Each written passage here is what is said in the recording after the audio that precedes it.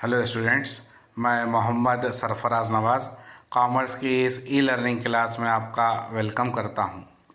आज की हमारी इस क्लास में हम बात करेंगे कैश रिज़र्व रेशो की, जिसको हम CRR कहते हैं।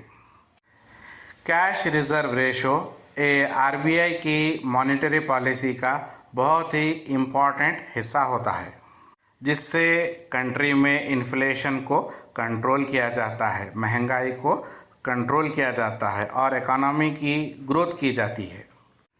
कैश रिज़र्व रेशो बैंक के टोटल डिपॉजिट्स का एक पर्टिकुलर मिनिमम अमाउंट होता है, जिसको RBI के पास रखा जाता है, और ये रिज़र्व तमाम कमर्शियल बैंक्स RBI के पास रखेंगे।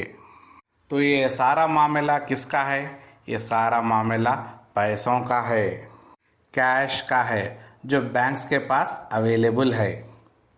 और ये कैश रिज़र्व की सूरत में, जिसको बाद में वक्त पड़ने पर फ्यूचर में यूज़ किया जाएगा, और एक रेशो का मतलब यहाँ पर हिस्सा होगा, और एक रेशो हिस्से की सूरत में RBI के पास रखा जाएगा। कौन रखेंगे? बैंक्स रखेंगे। किसके पास रखेंगे? RBI के पास रखेंगे। और ये RBI का रूल है कि हर कमर्शियल बैंक को अपने टोटल डिपॉजिट्स का एक परसेंटेज, जिसको लिक्विड कैश के तौर पर मेंटेन किया जाता है, RBI के पास रखना होता है। और ये कैश रिज़र्व रेशो RBI की मॉनेटरी पॉलिसी का एक बहुत ही इम्पॉर्टेंट टूल होता है, जिससे कंट्री का इन्फ्लेशन और कंट्री की ग्रोथ पर नज़र रखी जाती है। और इकोनॉमी में मनी सप्लाई को रेगुलेट करने के लिए कैश रिज़र्व रेशो का होना बहुत ही ज़रूरी है। कैश रिज़र्व रेशो तमाम कमर्शियल बैंक्स पर एप्लीकेबल होगा। ये रीजनल रूरल बैंक्स और नॉन बैंकिंग फाइनेंशियल कॉरपोरेशंस पर लागू नहीं होगा। बैंक्स के पास क्या होते हैं? बैंक्स के पास पैसे होते हैं, टोटल डिपॉजिट्स होते हैं। ये डिपॉजिट कहाँ से आते हैं, या फिर ये पैसे बैंक्स के पास कहाँ से आते हैं? बैंक्स में लोग अपने पैसे जमा करते हैं, डिपॉजिट करते हैं, चाहे वो सेविंग अकाउंट हो या फिर फिक्स डिपॉजिट हो। बिजनेस के करंट अकाउंट के ज़रिए बैंक से ट्रांजैक्शन किए जाते हैं, और उनके भी अपने डिपॉजिट्स होते हैं। तो इन कई सारे सोर्सेस से बैंक्स के पास बहुत सारे डिपॉजिट्स आ जाते हैं। बैंक में बहुत ज़्यादा पैसा जमा हो जाता है। तो अब इन टोटल डिपॉजिट्स को दो हिस्सों में, यानी कि 2 पार्ट्स में डिवाइड किया गया है। पहला है नेट डिमांड। पहला पार्ट क्या है? पहला पार्ट है नेट डिमांड, और दूसरा पार्ट है टाइम लायबिलिटी। दूसरा पार्ट क्या है? दूसरा पार्ट है टाइम लायबिलिटी का पार्ट है। तो इसको हम क्या कहते हैं? इसको हम net demand and time liability कहते हैं, जिसका शॉर्ट फॉर्म NDTL माना जाता है। शॉर्ट फॉर्म क्या है इसका? इसका short form NDTL, net demand and time liability है। पहले हिस्से में नेट डिमांड है, जिसमें सेविंग्स और करंट अकाउंट आता है, जिसमें आप जब चाहें अपने पैसे डिपॉजिट कर सकते हैं, विड्रॉ कर सकते हैं, यानी कि ऑन डिमांड पैसे निकाल सकते हैं, यानी कभी भी अपने पैसे आप विड्रॉ कर सकते हैं।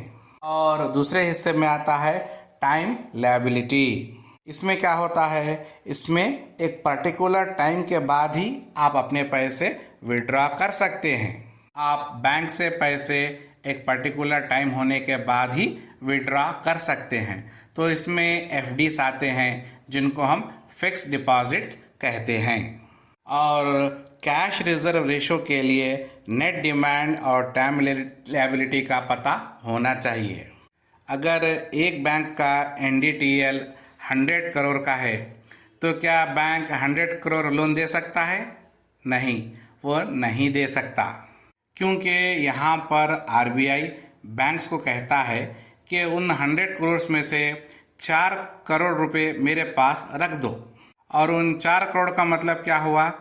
4% हुआ, 4% हुआ है, 4% ऑफ NDTL हुआ है, जिसको हम कैश रिजर्व रेशो कहेंगे।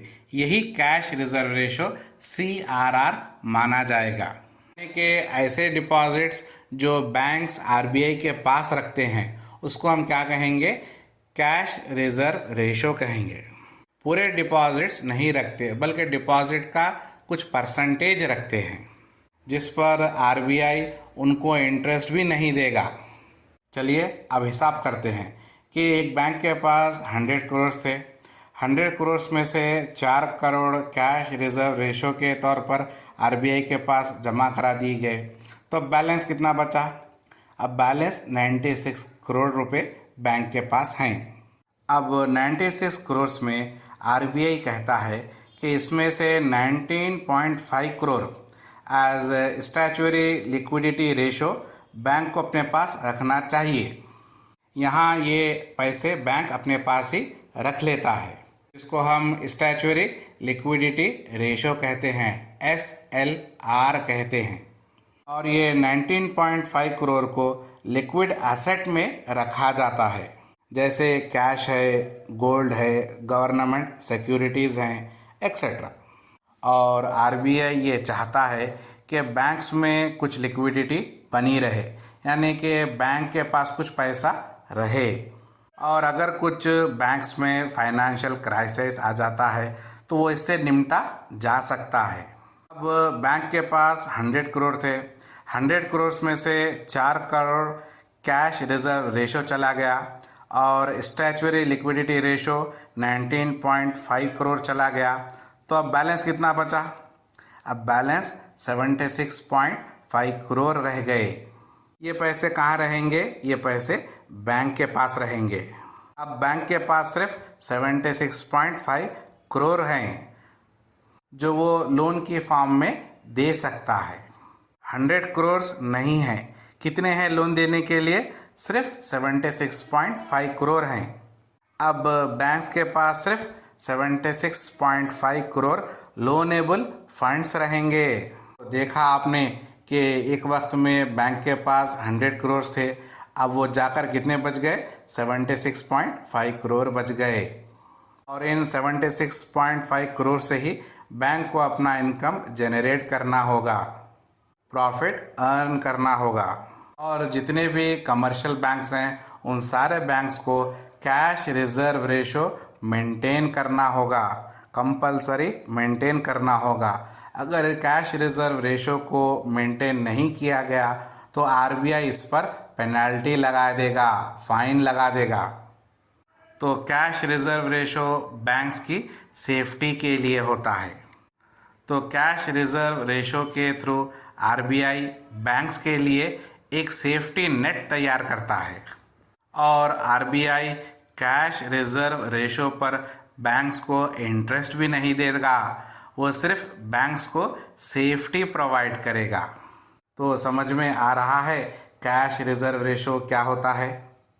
Cash reserve ratio monetary policy का एक बहुत ही इम्पॉर्टेंट टूल होता है जो कंट्री की इन्फ्लेशन, महंगाई को कंट्रोल करता है और कंट्री की ग्रोथ पर भी नज़र बनाए रखता है।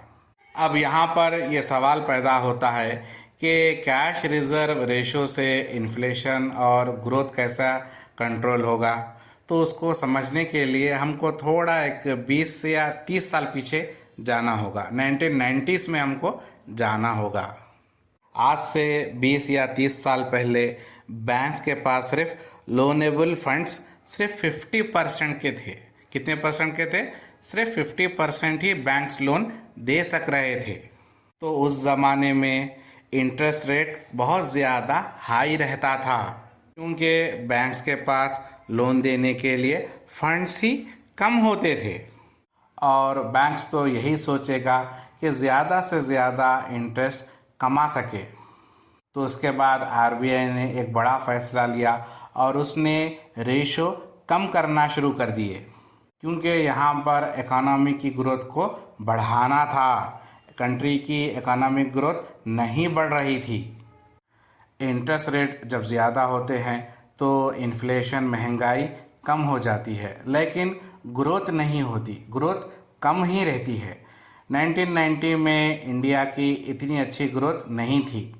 उसका क्या रीज़न था? उसका रीज़न ये था कि इंटरेस्ट रेट बहुत हाई थे। आज की डेट में कैश रिज़र्व रेशो 4% है और स्टैचुअरी लिक्विडिटी रेशो 19.5% है, मगर उस ज़माने में ये ज़्यादा था। और ये कैश रिज़र्व रेशो और स्टैचुअरी लिक्विडिटी रेशो कम ज़्यादा होते रहते हैं। आरबीआई अपनी मॉनेटरी पॉलिसी में इसको बढ़ाता भी है और कम भी करता है। और आज की डेट में अगर किसी बैंक के पास 100 करोड़ का डिपॉजिट है तो उसके पास लोनेबल फंड्स 76.5% रह सकते हैं। और आज की डेट में इंटरेस्ट रेट भी काफ़ी कम है। अब यहाँ पर सवाल पैदा होता है कि आरबीआई किस तरह अपनी मॉनेटरी पॉलिसी में इन्फ्लेशन को कंट्रोल करता है या फिर वो कैसे ग्रोथ में बैलेंस करता है। देखिए यहाँ पर क्या होगा। यहाँ पर आरबीआई कैश रिज़र्व रेशो को बढ़ा देगा। हो सकता है कि 4% से वो 6% कर दे और स्टैचुअरी लिक्विडिटी रेशो को 25% कर दे। तो बैंक के पास यहाँ पर लोनेबल फंड नियरली 70% हो गए हैं। वो इंटरेस्ट रेट को बढ़ाएगा।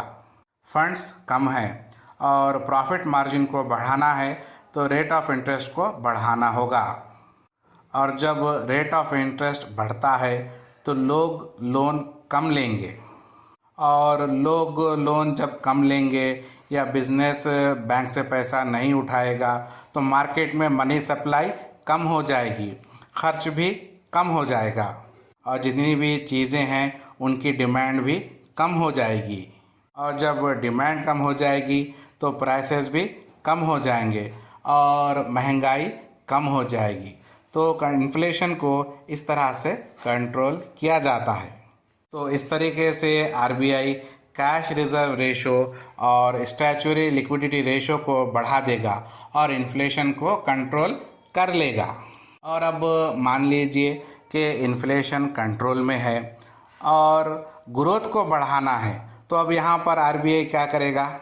सिंपल सी बात है, यहाँ पर आरबीआई कैश रिज़र्व रेशो को कम कर देगा, स्टैचुअरी लिक्विडिटी रेशो को भी कम कर देगा। तो ऐसे में बैंक्स के पास लोनेबल फंड्स बढ़ जाएंगे, मार्केट में ज़्यादा पैसे आएंगे, बिजनेस में कंपटीशन बढ़ जाएगा। जब बैंक्स इंटरेस्ट रेट कम करेगा तो लोन ज़्यादा बिकेगा, मार्केट में मनी सप्लाई बढ़ जाएगी, लिक्विडिटी बढ़ जाएगी। और जब मनी सप्लाई बढ़ती है तो चीज़ों की डिमांड बढ़ती है और लोगों की स्पेंडिंग पावर भी बढ़ जाती है। और जब चीज़ों की डिमांड बढ़ेगी तो चीज़ों के प्राइसेस भी बढ़ेंगे और इससे ग्रोथ ज़्यादा बढ़ेगी। लोगों के पास ज़्यादा पैसे आएंगे तो काम ज़्यादा होगा, वो ज़्यादा काम करेंगे तो इस तरीके से इकोनॉमी में ग्रोथ बढ़ती चली जाएगी। और कैश रिज़र्व रेशो में ये सारा खेल इन्फ्लेशन और ग्रोथ का है, कभी कम कभी ज़्यादा होता ही रहता है। इसको कंट्रोल करने के लिए आरबीआई मॉनेटरी पॉलिसी बनाता है जिसमें कैश रिज़र्व रेशो एक बहुत ही इम्पॉर्टेंट टूल है। तो समझ में आया कैश रिज़र्व रेशो क्या होता है? तो मैं उम्मीद करता हूँ कि आपको आज की ये क्लास समझ में आई होगी। तो हमारी इस क्लास को यहीं पर रोकते हैं और मिलते हैं अपने नेक्स्ट क्लास में। तब तक के लिए अपना ख्याल रखिए और अपडेट होते रहिए और हर रोज़ कुछ नया सीखिए। Thank you.